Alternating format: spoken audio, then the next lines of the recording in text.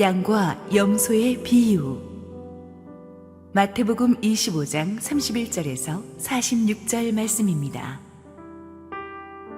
인자가 자기 영광으로 모든 천사와 함께 올 때에 자기 영광의 보좌에 앉으리니 모든 민족을 그 앞에 모으고 각각 구분하기를 목자가 양과 염소를 구분하는 것 같이 하여 양은 그 오른편에 염소는 왼편에 두리라.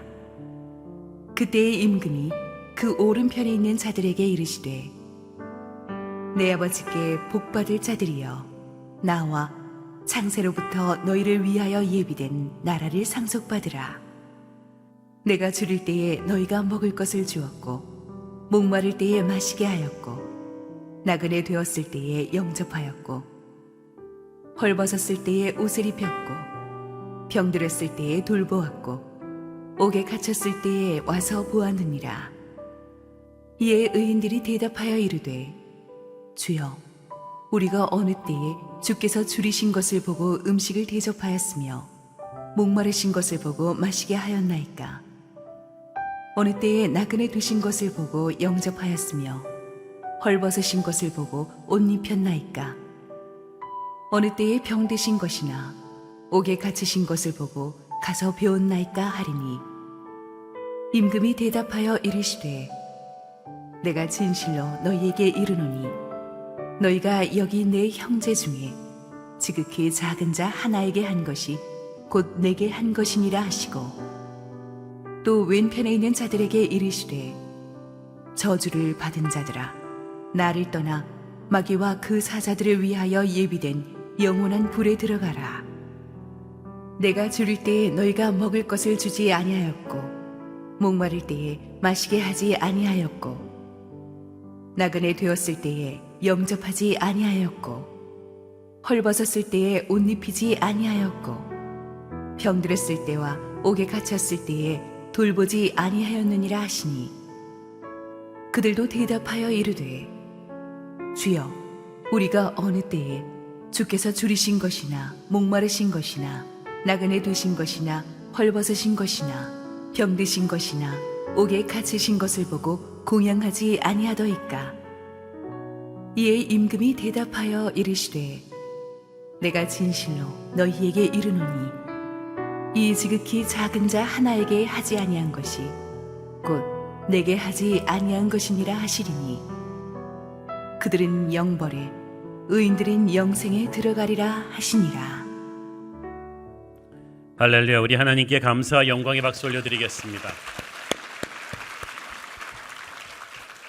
우리 함께 기도하시고 말씀 보겠습니다. 사랑하는 아버지 은혜를 감사합니다. 오늘도 미천한 종이 주님의 말씀 들고 섰습니다.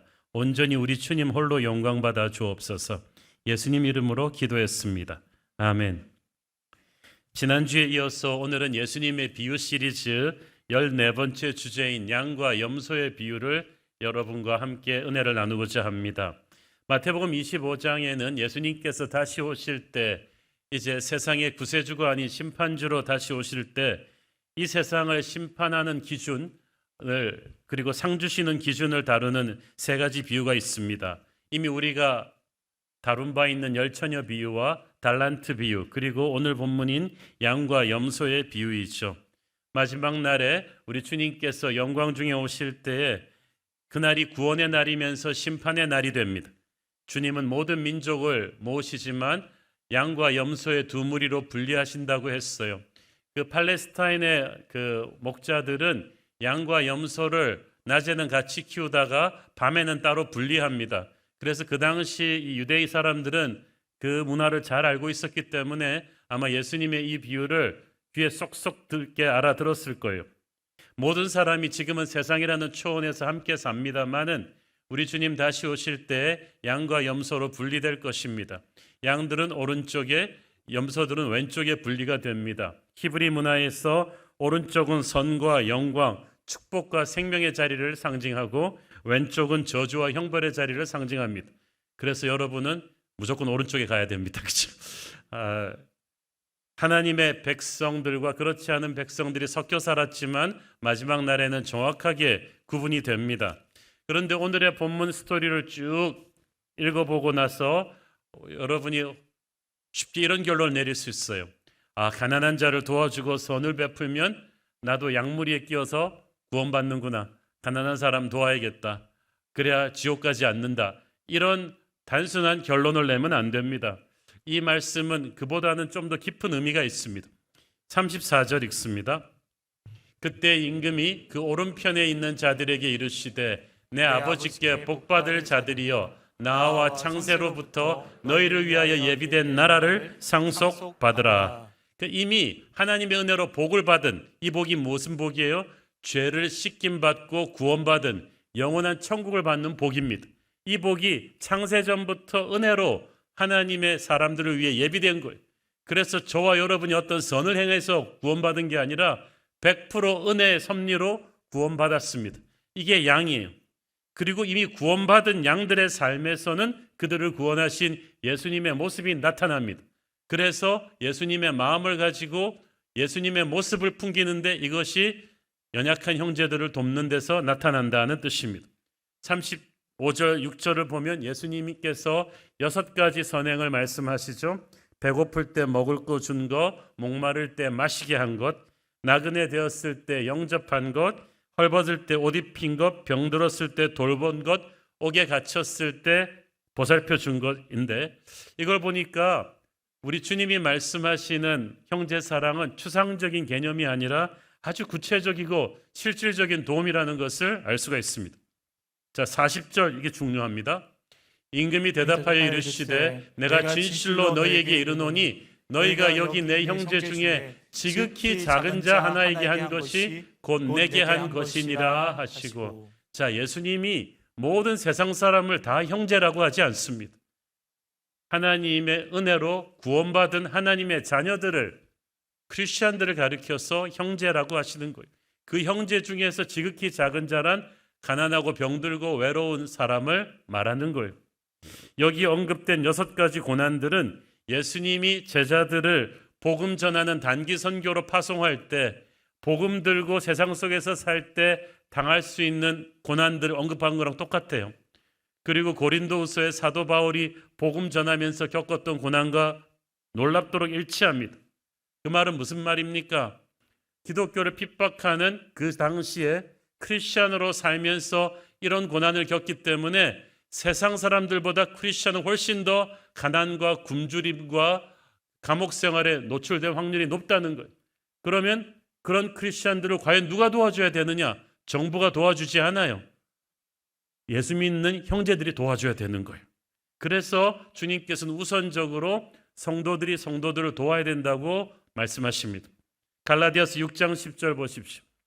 그러므로 우리는 기회 있는 대로 모든 이에게 착한 일을 하되 더욱 믿음의 가정들에게 할지니라. 모든 사람을 돕기는 도와야 되지만 특히 믿음의 형제 자매들에게 하라는 거예요. 왜냐하면 그 당시 크리스천들은 일반인들보다 훨씬 더 가난하고 크리스천이기 때문에 직장도 못 찾고 불이익을 겪고 순교당하고, 그럼 애들은 고아가 되고 이럴 확률이 훨씬 높았기 때문에 그런 사람들은 정부가 돌보지 않고 세상이 돌보지 않습니다. 형제들이 돌봐야 돼. 형제가 형제를 돌봐야 되는, 그게 기본이라는 거죠. 믿음 때문에 당하는 고난은 믿음의 형제들이 도와줄 수밖에 없어요. 우리 교회 구제사역의 러브미니스트리 기관들이 오늘 여러분에게 기도 제목으로 이렇게 쫙 소개가 됐는데요. 이 중 책임자들과 제가 만나면서 놀란 게 있습니다. 홀로 된 미혼모들, 또 청소년 미혼모들을 돕는 사역이 있는데, 만약 정부 지원을 받게 되면은 복음 전도를 못하고 성경 공부도 못 시킨대요. 그래서 어려운 형편임에도 정부 지원을 안 받고 있는 분들이 많았어요.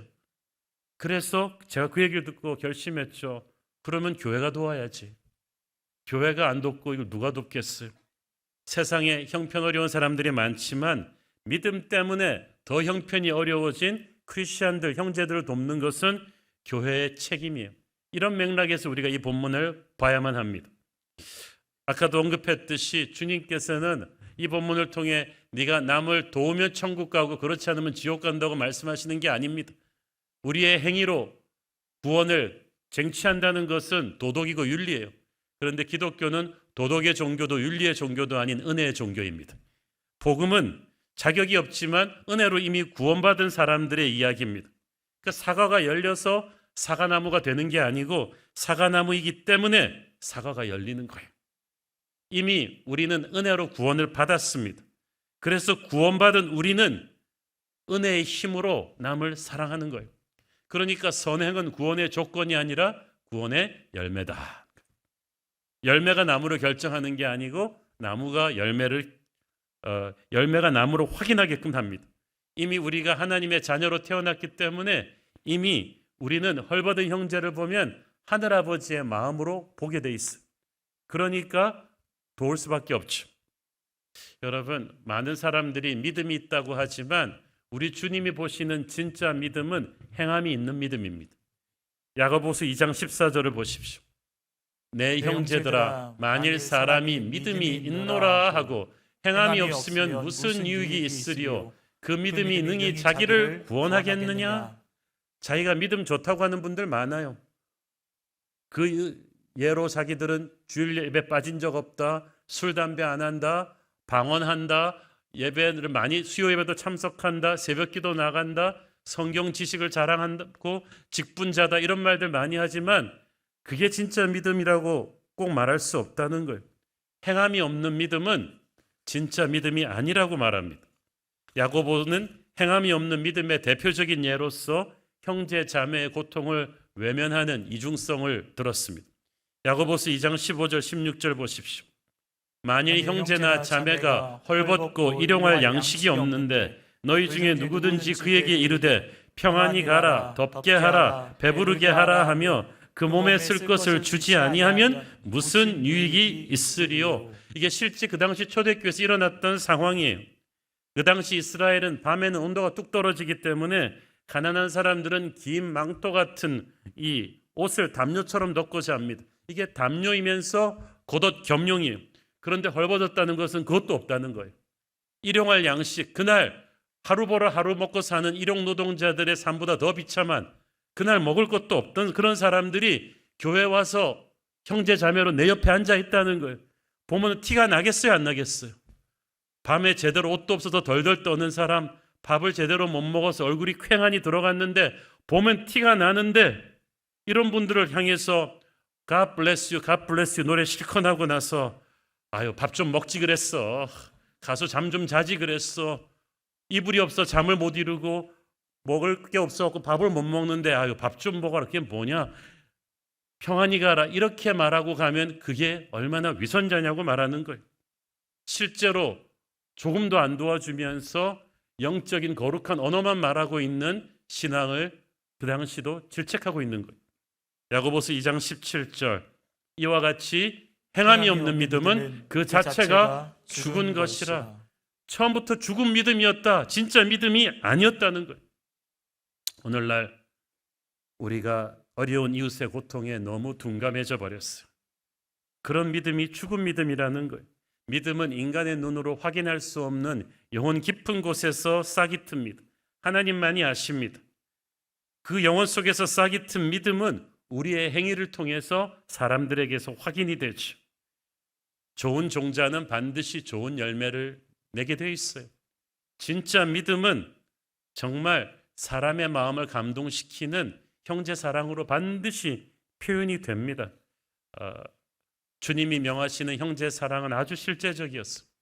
이 사도 바울 당시 초대교회 성도들은 반 이상이 노예였어요.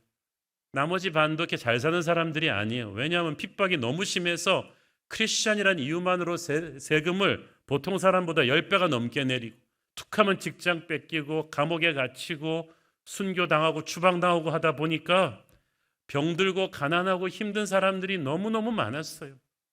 그런데 일단 교회 공동체 안으로 예수 믿고 들어오면 살 수 있었어요. 없는 형편이었지만 네 것 내 것 할 것 없이 다 나누어 먹었거든요. 그래서 예수 믿고 크리스찬이 되면은 서로를 책임진 거예요. 저쪽 김집사 부부가 끌려가서 순교하고 나면 그 집 아들들은 우리가 어답트해서 입양해서 키우는 게 당연했어요. 로마 정부가 부강했지만 고아들 돌보지 않았어요. 최초의 고아원은 교회들이 세운 거예요. 로마가 잘 살았지만 가난한 사람들 병들고 죽어갈 때 의료보험, 메디컬 케어 이런 거 없었어요. 길에다 그냥 갖다 버리면 교회가 가난한 사람들을 위한 병원을 만들어서 케어했던 거예요. 유럽의 고아원과 병원은 다 그렇게 시작되었어요. 예수 믿고 크리스찬이 되면 아무리 가난하고 병들고 사회가 버려도 교회가 서로 책임을 져줬어요. 90년대 북한에서 수백만이 굶어 죽는 고난의 행군 시절이 있었습니다. 그런데 지하교회 성도들이 살아남았어요. 왜? 전부 다 이기적으로 나누지 않아서 굶어 죽었는데 지하교회 성도들은 서로 콩 한 조각이라도 나누어 먹었기 때문에 살아남은 거예요. 우리는 경제력이 모자라서 죽는 게 아니라 이기적이기 때문에 죽을 것입니다. 그러나 우리가 서로 사랑하고 나눈다면 살 수 있어요. 그래서 복음 전하라는 그 예수 믿으라는 복음 전도와 함께 반드시 가난한 형제들을 돕는 구제가 같이 가야 그게 사도행전적인 교회인 줄로 믿습니다. 오늘 본문에서 우리가 또 하나 주목해야 될 중요한 포인트는 이 양들과 염소들의 생각 차이가 아주 심각하다는 점입니다. 예수님께서 일단 양들을 칭찬하셨잖아요. 내가 줄일 때 너희가 먹을 것을 주었고 감옥에 갇혔을 때 나를 돌보았고 이렇게 칭찬을 해주시니까 양들이 놀랬어요. 양들이 뭐라고 대답합니까? 37절 38절 이에 의인들이 대답하여 이르되 주여 우리가 어느 때에 주께서 줄이신 것을 보고 음식을 대접하였으며 목마르신 것을 보고 마시게 하였나이까 어느 때나 나그네 되신 것을 보고 영접하였으며 헐벗으신 것을 보고 옷 입혔나이까. 양들은 자기들이 칭찬받으니까 황송한 게 예수님이 칭찬하신 선행을 한 기억이 없는 거예요. 왜 기억을 못했을까요? 안 해서 기억 못한 건 아니에요. 양들은 그게 너무나 자연스러운 삶의 방식이었기 때문에 기억을 못하는 거예요. 그러니까 양들은 어떤 행위로 하나님한테 인정받는 게 아니라 이미 은혜로 구원받은 사람이기 때문에 성령의 은혜가 그 안에 가득해요. 그래서 착한 일을 하기 위해서 억지로 남의 시선 의식하면서 쥐어짜도 노력한 게 아니고 구원받은 은혜의 힘으로 형제들 자매들을 보니까 예수님의 눈으로 보니까 눈에서 눈물이 나고 그냥 있는 주머니 털어서 도와주는 게 삶의 습관이 돼버리니까 기억을 못한 거예요. 여러분 원래 공부 잘하는 애들은요 언제 공부했는지 기억도 없어요. 가뭄에 콩 나듯이 가끔가다 공부하는 애들은 정확하게 기억합니다. 내가 몇 월 며칠 그 도서관에서 몇 시간 했다는 거 정확하게 기억을 하죠. 염소들은 달랐어요. 이 염소들은 별로 많이 하지도 않은 자신들의 선행을 기억하고 있었어요. 44절 그들이 주님에게 어떻게 항의했나 보십시오. 44절 그들도 대답하여 이르되 주여 우리가 어느 때에 주께서 줄이신 것이나 목마르신 것이나 나그네 되신 것이나 헐벗으신 것이나 병드신 것이나 옥에 갇히신 것을 보고 공양하지 아니하더이까. 그 말은 무슨 말? 우리도 했다는 거죠. 어떻게 했는지 기억하겠어요. 진짜 많이 한 양들은 기억을 못 하는데 이 염소들은 평소에 안 하던 걸 하니까 기억을 한 거예요. 우리 선을 베풀었어요. 1년에 한 번 크리스마스 때 하는 사람들은 기억을 하죠. 가서 불쌍한 사람들 도왔어요. 나도 헌금 냈어요. 염소들이 정확히 기억했던 것은 그게 자연스러운 삶의 방식이 아니고 남의 눈을 의식해서 주변 사람들 눈치 보면서 마지못해 한 일이었기 때문에 아주 계산적이고 아주 특별한 일이었기 때문에 기억을 한 거예요. 또 염소들은 물었습니다. 우리가 언제 예수님이 그 고생하실 때 홀대했습니까? 그 말은 무슨 말이에요? 우리가 예수님인 줄 몰랐으니까 그랬지. 예수님인 줄 알았으면 대접이 달랐겠죠, 주님. 왜 전화하지 않으셨어요? 예수님 오신다고. 이 말은 무슨 말이냐면 사람 봐서 섬기겠다는 거죠. 그거는 백화점에서 옷차림 보고 VIP 대접하는 백화점 직원과 무슨 차이가 있습니까? 잘 나가는 사람에게만 잘해주는 세상적인 마인드는 선행이 아니죠. 또 염소들이 착각하는 게 있었어요. 그들은 헐벗은 형제들에게 등을 돌리는 무관심이 죄라고 생각하지 않았어요. 여러분 악에는 두 가지 악이 있는데 하나는 살인하고 강도짓하고 하는 아주 능동적인 악이 있고 또 하나는 선을 행할 수 있는데 행해야 되는데 안 해버리는 수동적인 악이 있습니다. 그런데 우리는 이 수동적인 악은 악이라고 생각하지 않아요. 나 그 사람 내가 저렇게 길거리에 내팽개친 거 아니다. 그 사람 이미 죽어가고 있었다. 그냥 나는 내 갈 길 갔을 뿐이다. 하나님은 그것도 악이라는 거지. 어려움에 처한 형제들이 네 눈앞에 있었고 네게는 도울 힘이 있었다. 그 사람에게 너는 하나님의 유일한 손길이었다. 그런데 네가 그 사명을 무시했기 때문에 그 형제는 절망에 빠졌다. 나는 그 책임을 물을 것이다. 라고 주님은 경고하시는 거예요, 우리에게. 여러분, 주님께서 이 마지막 때를 롯의 때와도 같다고 했습니다. 마지막 때의 세상이, 이 롯의 때는 소돔 고모라의 때예요. 이 소돔 고모라는 어떤 곳이었습니까? 에스겔서 16장 49절 보세요. 네 아우 소돔의 죄악은 이러하니 그와 그의 딸들에게 교만함과 음식물의 풍족함과 태평함이 있으며 또 그가 가난하고 궁핍한 자를 도와주지 아니하며. 앞뒤에 말이 안 맞죠. 풍족하고 태평하면은 여유가 있으니까 가난한 자를 도울 텐데 그렇지 않다는 거예요. 여러분, 평균 경제적으로 여기 상승하는 거랑 가난한 이웃 구제하는 게 같이 정비해야 될 것 같죠? 그렇지가 않더라는 거죠. 그들은 풍요했지만 어려운 이웃을 돕지 않았어요. 그러니까 우리가 가진 게 없어서 남을 안 돕는 게 아니라 마음이 인색하기 때문이에요. 왜 마음이 인색합니까? 하나님의 은혜가 없으니까 그래요. 그래서 가진 것이 풍족하지만 이웃과 나누지 않는 소돔 고모라적인 마인드로 사는 게 염소예요. 그게 세상 사람들이에요. 그런데 그런 마인드로 우리 크리스천도 살면 큰일 나는 거예요. 요한일서 3장 17절 보세요. 누가 이 세상의 재물을 가지고 형제의 궁핍함을 보고도 도와줄 마음을 닫으면 하나님의 사랑이 어찌 그 속에 거하겠느냐. 첫째, 이 세상의 재물을 네가 가지고 있다. 힘이 있다. 그리고 형제의 궁핍함이 보인다.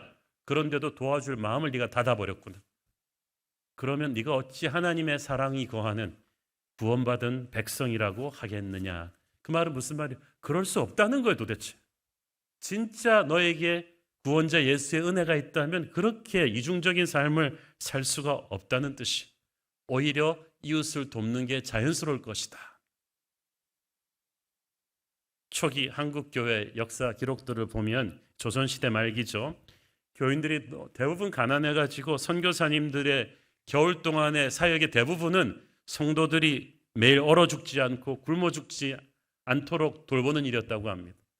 그러니까 성도들의 헌금을 가지고 구제미로 쓰고 미국 선교부에 지원 요청을 해가지고 겨울나기 특별 작전을 매년 해야 돼요. 그래서 가난한 성도들의 끼니를 챙기고 땔감을 갖다 줘서 아무도 굶어 죽지 않고 얼어 죽지 않게 하는 것. 교회만 들어오면 그래도 그렇게 할 수 있는 그 진실한 사랑을 한국교회가 초기에 베풀었어요. 요한일서 3장 18절을 보십시오. 자녀들아, 우리가 말과 혀로만 사랑하지 말고 행함과 진실함으로 하자. 행함과 진실함의 사랑. 그러니까 여러분, 우리가 진짜 말로 사랑 많이 하잖아요. 형제님 사랑합니다. 축복합니다. 그 말도 해야 되지만 진짜 행함이 있어야 된다는 거죠. 옛말에 인심은 곳간에서 나온다는 말이 있지만 저는 아니라고 생각해요. 그 논리대로 하면은 우리가 잘 살게 되면 형편이 좋은 사람들은 그만큼 남을 많이 돕는다는 결과가 나와야 되는데 그렇지 않더라고요. 저는 인심은 곳간에서 나오는 게 아니라 은혜 받은 심령에서 나온다고 말하고 싶습니다. 제 목회 경험상 그래요. 어려운 사람을 돕는 게 어려운 분들이 있더라고요. 부자들이 아니에요. 30대 때 제가 외부 리더십 강의를 많이 할 때 저는 우리나라 굴지의 기업인들을 개인적으로 많이 만나서 리더십 상담을 할 때가 많았습니다. 그때 항상 속으로 생각하기를 하나님께서 벼락같이 부자들에게 은혜를 주셔가지고 한 해에 한 수백억씩 기부를 해가지고 이 가난하고 힘든 사람들을 좀 많이 도와주면 좋을 텐데 그런 생각을 많이 했어요. 그런데 그게 성경적인 생각이 아님을 빨리 깨달았어요. 왜냐하면 하나님께서 그 5천 명의 배고픈 사람들을 보면서 아리마대 요셉 같은 그 당시 재벌의 등을 쳐가지고 야, 네가 한 10억만 내라. 그래가지고 모든 사람에게 도시락을 풀지 않았던 거죠. 차라리 주님께서는 그 가난한 소년의 볼품없는 오병이어의 도시락을 잡으셔서 그것으로 5천 명을 먹이시는 기적을 보여주셨습니다. 양쪽 다 할 수 있었지만 왜 주님께서 후자를 택하셨는가? 주님은 은혜 받은 양들의 헌신을 쓰시지 은혜 받지 않고 부유하기만 한 염소들의 헌신을 쓰시는 게 아니에요. 어차피 하나님이 하셔야 되는데 그 기적의 불쏘시개는 재벌의 돈이 아니라 은혜 받은 한 성도의 헌신이라는 거예요. 제게 그런 깨달음을 확인시켜준 사건이 그 당시에 일어났어요. 제가 강북의 한 지역 공동체를 담당하면서 이제 권사님, 집사님들과 교구장들과 함께 봄철 대신방을 할 때였습니다. 정말 좀 달동네에 가까운 곳인데 서울에도 아직도 그런 데가 있나 싶은. 그런데 거기 아주 비좁은 셋집에 사시면서 부모도 버린 성인 지체장애우 4명을 섬기며 사는 중년의 여집사님 집을 신방한 적이 있었어요. 너무 놀랐어요. 보니까 그분도 몸이 성치 않으신 것 같아서 정부의 장애인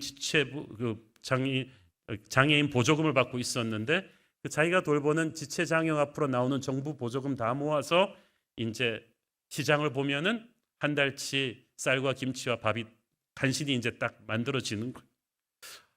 그런데 너무 이분이 표정이 밝고 이분이 너무 정성껏 섬겨갖고 그 성인 4명 지체장애우들이 얼굴이 밝고 몸도 깨끗하고 그랬어요. 예배를 드리는데 참 그런 집에서는 설교할 말이 없어요. 여러분 성자 앞에서 무슨 설교를 합니까? 그래도 제가 목사니까 부끄럽지만 간신히 용기를 내어서 하나님은 어떤 어려운 환경에서도 주를 섬기는 사람들을 축복하신다는 주제로 설교를 하고 기도하고 나왔습니다. 그런데 이제 그 집에서 이야기를 하면서 이 정부 보조금이 얼마 나오냐 얘기를 들었더니 너무 놀랄 정도로 적게 나오는 거예요.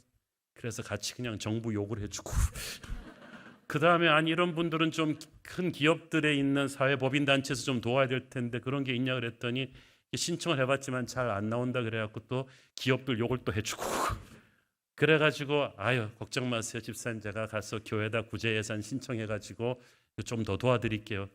그러고 나오는데 마음이 편치가 않아요. 내가 너무 위선자 같은 거예요.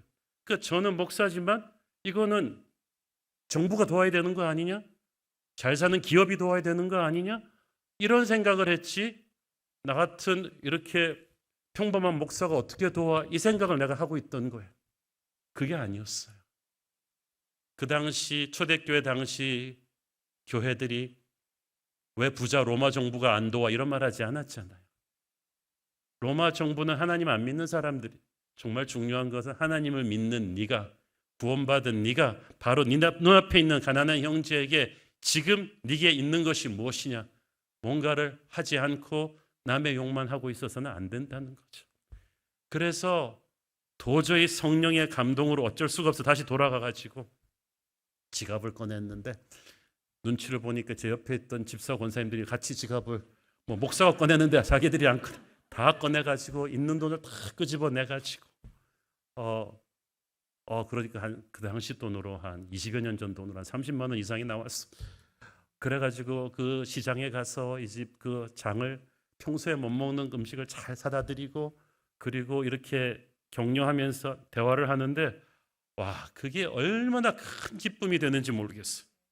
그런데 더 중요한 거는 제가 그 집사님한테 여쭤봤거든요. 아니 집사님 본인도 몸이 힘드신 것 같은데 가족도 없어서 외로우신데 어떻게 이런 일을 할 수가 있냐고. 그랬더니 그 집사님 하신 말이 목사님 제가 힘드니까 이분들을 저보다 잘 이해하는 사람 없습니다. 그리고 이 사람들을 도우면서 제가 살아났어요. 안 그러면 외롭고 슬퍼서 죽었을 거예요. 이분들을 도우면서 하나님께서 기쁨을 주시고 힘을 주셨다는 거예요. 그래서 제가 쿵 하고 충격을 받았어요. 그렇구나. 정부에 의존하고 재벌한테 의존하고 이건 세상적인 생각이다. 하나님은 교회에 우리의 사랑을 통해서 역사하시는구나. 이때 깨달음이 우리 교회 러브 미니스트리의 시작이 됐어요. 보잘것없어도 우리 성도들의 사랑의 헌금과 이런 시간적인 그런 헌신이 모여서 남을 도울 때 이건 동정하는 게 아니라 형제를 사랑하는 거고, 그때 주님께서 이 헌신을, 이 작은 자에게 하는 헌신을 우리 주님에게 하는 헌신으로 받겠다고 하셨어요. 여러분, 이 기독교 역사를 보면요, 가난한 자들과 성령의 역사 사이에 신비한 이 함수 관계가 있어요. 물론 복음은 가난한 자, 부한 자 차별하지 않습니다. 그런데 희한하게 가난한 사람들을 통해서 더 불같이 퍼져나가요. 마태복음 5장 3절을 보세요. 심령이 가난한 자는 복이 있나니 천국이 그들의 것이며. 심령이 가난한 자는 영적으로 겸손하고 목마르다는 건데, 언제 그렇게 돼요? 물질적으로 가난할 때 그렇더라고요. 여러분 자신도 보세요. 우리 세대가 그 국제시장 못 살던 세대에서 이제 세계 OECD 경제대국 10위로 점프한 확 잘 살게 된 세대잖아요. 여러분 인생에서 여러분이 가장 기도 많이 하던 때 언제였어요? 돈 많을 땐가요? 돈 없던 땐가요? 없던 때일걸요.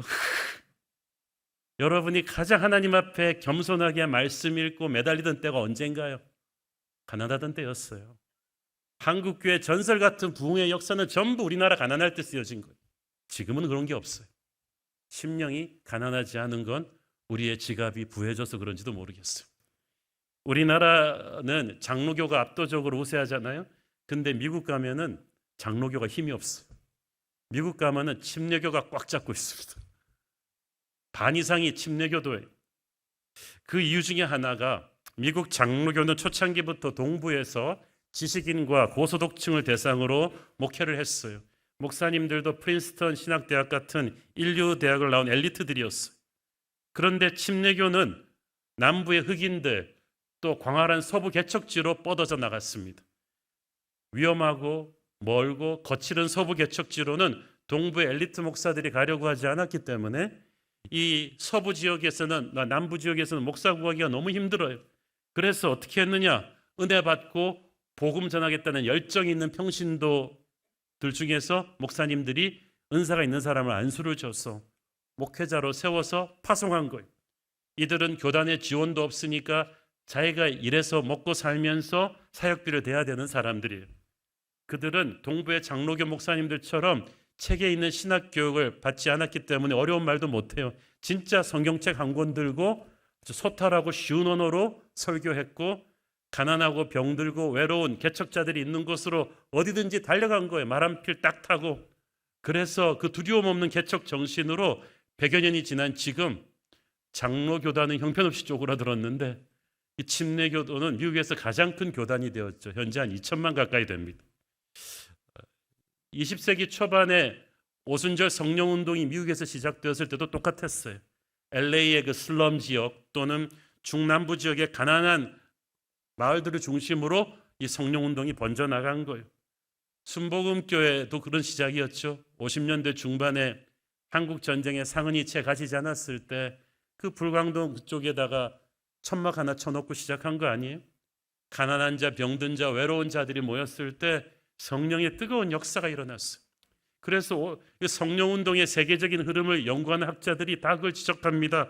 이 오순절 성령운동은 생활 수준이 높고 학식이 높은 사람들의 지역에서는 그런 시대는 잘 안 나타난대요. 한국과 미국이 가난하고 힘들던 시절, 또 아프리카와 남미, 최근에는 아프리카와 남미의 가난하고 힘든 나라들에서 불같은 성령운동이 일어나는 까닭, 가난이 심령을 겸손하게 만들기 때문이죠. 희한하지 않아요? 신약 성경의 고린도 교회가 그렇습니다. 신약 성경 목회 서신 중에서 성령의 은사가 가장 많이 언급되는 게 고린도 교회예요. 방언이 언급되는 것도 고린도 교회인데, 그리고 똑같이 형제 사랑이, 고린도전서 13장 사랑이 가장 많이 언급되는 것도 고린도 교회. 왜? 가난하고 병든 자들이 많았거든요. 그래서 회당장 계급의 상류층과 가난한 자들이 함께 어울려서 서로 사랑했기 때문에 성령의 역사가 아주 강렬하게 일어났던 거예요. 그러므로 오늘날도 마찬가지예요. 교회가 정말 건강하게 부흥하려면, 하나님의 역사를 체험하려면 진짜 심령이 아니라 진짜 가난한 분들이 많이 섞여 들어와야 돼요. 부자와 가난한 자들이 함께 섞여 있어야 돼요. 저는 그래서 우리 교회가 지역적으로 이렇게 잘 나가는 분들만 많이 모일 것 같지만 그렇게 되지 않게 하려고 저는 몸부림을 치고 있습니다. 많은 분들이 그렇게 오해를 하세요. 새로운 교회는 유명한 분들 많죠. 그래서 저는 모르겠습니다. 부자와 가난한 자가 함께 섞여야 돼요. 고린도 교회처럼 사회 지도층과 노예들이 한 무더기가 되어서 서로 가진 것을 나누고 형제를 사랑하니까 성령이 역사하고, 성령이 역사하니까 교회가 건강해지는 줄로 믿습니다. 한국 교회가 사는 길이 그 길이에요. 가난하고 병들고 외로운 형제들을 도우면 우리가 돕는 게 아니라 그들이 우리를 살릴 것입니다. 형제를 섬기는 게 주님을 섬기는 것이라고 주님은 하셨어요. 구원받은 양들은 예수님의 마음을 가졌습니다. 예수님의 마음을 가진 사람들은 남을 도우려고 노력하지 않아요. 그냥 툭 튀어나오는 거예요. 예수님과 함께 걸으면서, 예수님과 함께 교제하면서, 주님과 함께 동행하면서 남을 돕지 않을 수가 없어요. 그게 양의 정체성이기 때문이죠. 형제 사랑하는 것은 어찌 물질적인 필요를 채워주는 것뿐이겠습니까? 외로운 사람, 상처 입은 사람, 우리에게 얘기를 털어놓고 싶어하는 분들이 있어요. 그런 분들을 위해서, 우울하고 외로운 분들을 위해서 관심을 가져주고 이야기를 들어주는 것도 너무나 중요한 일이죠. 저희 교회는 러브 미니스트리를 하면서도 절대 재정 지원하지 않아요. 우리 목사님들이 현장을 가서 다 관계자들 만나서 몇 시간이고 그분들의 스토리를 들어줍니다. 단체장들은 1년에 한 번씩 저도 만나서 몇 시간씩 이야기를 듣습니다. 그분들이 그걸 너무 감사해합니다. 어떤 교회도 큰 교회에서 이렇게 헌금만 보냈지 와서 직접 얘기를 들어주는 사람들은 없었다는 거예요. 당연히 그렇게 해야죠. 우리는 적선하는 게 아니라 형제를 사랑하는 거니까. 그들을 인격체로 대해야 하니까. 작년 10월에 가평 필그림하우스에서 3일 동안 우리가 한국교회, 지역교회, 좀 규모가 작은 교회 목사님들을 50분을 모시고 3일 동안 설교 리더십 세미나를 섬겼습니다. 50분 목사님들을 섬기기 위해서 우리 교회에서 50분 스텝이 갔어. 우리 목회자들, 찬양 인도자들, 간사님들을 그냥 엑기스를 쏟아부어서 섬겨드렸어. 우리가 그 SMP를 통해서 미자립교회 목사님들을 지원하면서 놀란 것은 재정적인 지원보다 그들이 더 원하는 것은 목회적인 코칭이었어요. 담임 목사로서 어떻게 설교를 해야 될지, 목회의 예민한 상황에서 어떻게 브레이크드를 해야 될지, 양육체계는 어떻게 갖춰야 될지 물어볼 데가 없는데 이거를 원했던 거예요. 그래서 자기들 재정 지원 안 받아도 괜찮으니까 그거 가르쳐 달라. 그래가지고 이걸 하게 됐는데, 이 세미나 피드백 중에서 제 설교나 강의에 은혜 받은 것보다도 더 많이 나온 감사는 끼니 때마다 제가 그룹을 바꿔가면서 같이 밥 먹은 거였어. 나는 그렇게 위대한 일을 한 것 같지 않은데 조금 좀 이상해서 제가 열심히 설교한 것보다 같이 밥 먹은 것에 대한 피드백이 너무 좋은 거예요. 그러면서 저는 별로 해줄 말이 없는데 그분들의 말을 다 들어주고 격려해 준 것밖에 없는데 그게 눈물 나도록 고마웠다. 지난주에도 갔다 오신 목사님들 피드백들을 들었는데 세미나 참석하고 돌아가서 장로님들이 너무 좋아가지고 우리 목사님이 바뀌었어요. 새로운 교회랑 계속 관계를 가졌으면 좋겠어. 이런 말씀들을 하시더라는 거죠. 저는 사실 그때 좀 힘들었어요. 3일 동안. 몸도 마음도 완전히 그냥 탈진이 될 정도로 힘들었는데 사실은 그때부터 시작해서 전도 집회, 겨울 부흥의 특별 새벽 기도로 이어지는 새로운 교회 연말 연시의 폭발적인 부흥이 그때부터 시작된 것 같아요. 하나님께서 얼마나 큰 축복과 은혜를 온 교회에 주셨는지 모르겠어요. 우리 교회가 창립 초기부터 지금까지 이 러브 미니스트리 사역을 차곡차곡 쌓아왔는데 이게 뭐 시스템을 가지고 한 게 아니라 언론 보도로, 때로는 개인 관계로, 지나가는 선교사님들의 이야기를 통해서 어렵고 힘든 분들을 성령께서 알게 해주실 때마다 우리가 주저하지 않고 달려가서 하나씩 쌓인 거예요. 포항에 지진이 났을 때, 영동에 산불이 났을 때 우리는 항상 현장에 달려가서 그들과 함께 있었습니다. 이제 올해는 각 공동체별로 나누어서 이 러브 미니스트리 현장을 방문하게끔 도와드릴 텐데 여러분, 이 지극히 작은 자를 섬겨야 되는 이유는 분명합니다.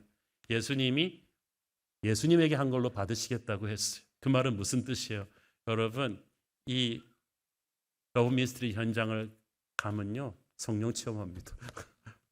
제가 많은 분들이 하나님의 음성을 내가 들었나 안 하냐 긴가민가 하는데 확실하게 들을 수 있는 방법은 연약한 형제들을 도울 때였어요. 제가 그랬어요.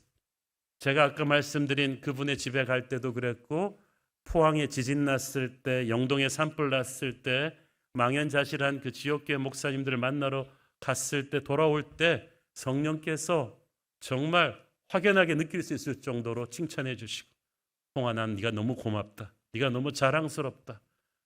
새로운 교회가 너무 자랑스럽다. 성령의 강력한 임재를 그 현장에서 본 거예요. 그래서 여러분 이게 부흥회 때 여러분이 막 방언기도 하고 그럴 때만 성령 체험하는 게 아니라 이 지극히 작은 자가 있는 곳에 여러분이 진짜 시간을 내서 가서 자녀들도 데리고 가보면 아주 영성교육에 좋습니다. 하나님께서 여러분을 만나 주실 거예요. 우리 교회 러브 미니스트리 주제 성경 구절 우리 함께 읽고 설교 마무리합니다. 신명기 14장 29절 너희 중에 분깃이나 기업이 없는 레위인과 네 성중에 거류하는 객과 및 고아와 과부들이 와서 먹고 배부르게 하라. 그리하면 네 하나님 여호와께서 네 손으로 하는 범사에 네게 복을 주시리라. 아멘. 할렐루야. 우리 함께 기도하겠습니다. 하나님 은혜를 감사합니다. 우리가 은혜 받은 양들답게 살게 하여 주시옵소서. 말과 혀가 아닌 행함과 진실함으로 우리 옆에 보여주시는 가난하고 헐벗고 외로운 형제들을 섬기는 교회 되게 하여 주옵소서. 예수님 이름으로 기도했습니다. 아멘.